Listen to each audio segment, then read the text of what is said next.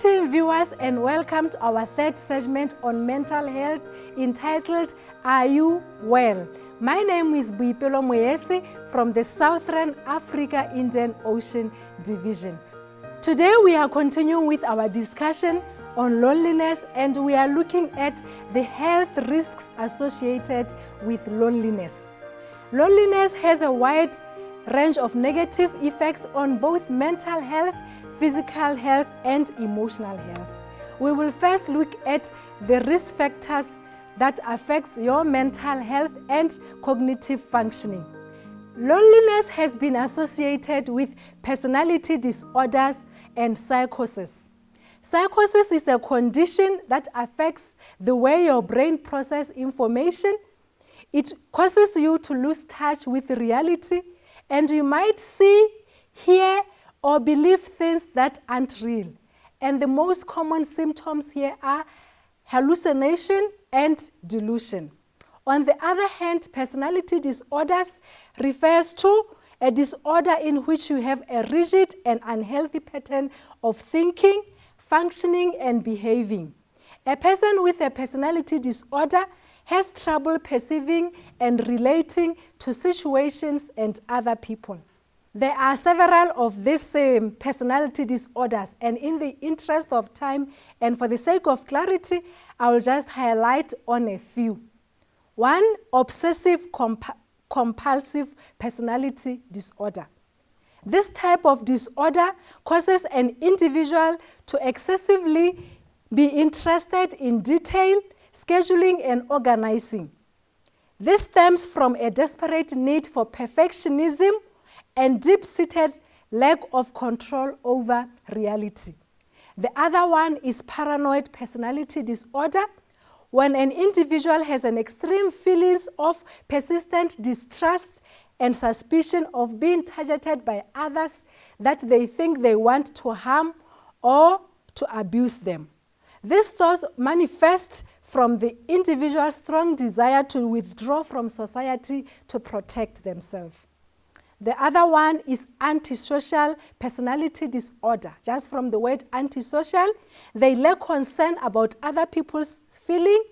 Antisocial personality types are frequently overly aggressive, impulsive, irritable, and lacking in guilt. They don't really care how other people feel. While they are great at socializing superficially, on most cases their relationships tend to be short-lived because of them being more self-centered and not caring about other people. So those are personality types in brief. Another mental health risk is suicide. According to the World Health Organization, globally close to 800 people die from suicide every year. That is one person in every 40 seconds. This is indeed scary. And coming closer home here in South Africa where I am, there are 23 recorded cases of suicide every day. And there also are a further 20 attempts of suicide. Another one is impaired cognitive performance. This is when a person has trouble remembering, learning new things, concentrating, making decisions, and also making decisions that affect their everyday life. Next is increased risk of eczema disease. As you know, eczema is a degenerative brain disease that is caused by complex brain changes due to cell damage. And we know the symptoms of eczema are loss of memory, language problem, and impulsive or unpredictable behavior.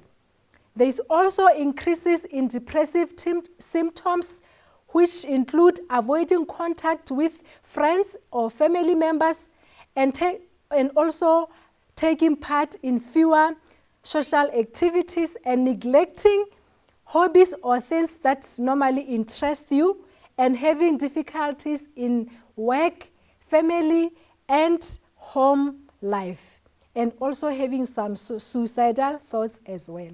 There is also a challenge of being pessimistic, that is a tendency to see the worst in every situation. As we all normally say, they see the glass being half empty instead of half full, and also anxiety and low self-esteem.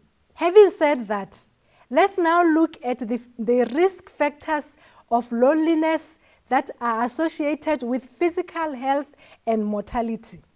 A growing body of longitudinal research indicates that loneliness predicts increased morbidity and mortality. Morbidity here we refer to your level of health and well-being. That is, loneliness poses one to experience or suffer from disease, whereas mortality increases one's risk of death. The effects of loneliness seem to accrue over time to accelerate physiological aging. It also affects your cardiovascular health risk, that is, heart-related diseases such as stroke, and it also increases high blood pressure. Let's now consider the health behaviors.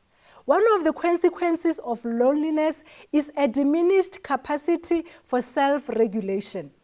The ability to self-regulate one's thoughts, feelings, and behavior is critical to accomplish a person's goal or to comply with social norms. So feeling socially isolated impairs the capacity to self-regulate. We also move to consider the emotional well-being. Someone who suffers from loneliness has less effort applied to the maintenance and optimization of positive emotions. Compromised regulation of emotions in a lonely individual. It explains their diminished likelihood of performing any physical activity, and loneliness also predicts a decrease in physical activity over time. And as you all know, physical activity is a well-known productive factor for physical health, mental health, and cognitive functioning. Health-compromised behavior associated with loneliness. Some tend to alcoholism and drug abuse to soothe that emptiness they feel within. Others indulge in addictive behaviors such as excessive shopping, gambling, overeating, and indulging too much in media. There is also an increased stress level and poor sleep quality. Having challenges in social relationships have been associated with poor sleep quality and daytime functioning. I guess you know that once you have not had a good quality of sleep, there is less productivity. Having said that, let's now end with a promise as usual. In Jeremiah 30, verse 17, God says, "For I will restore health to you and heal you of your wounds, says the Lord." So you may be wondering to say, this is a hopeless situation.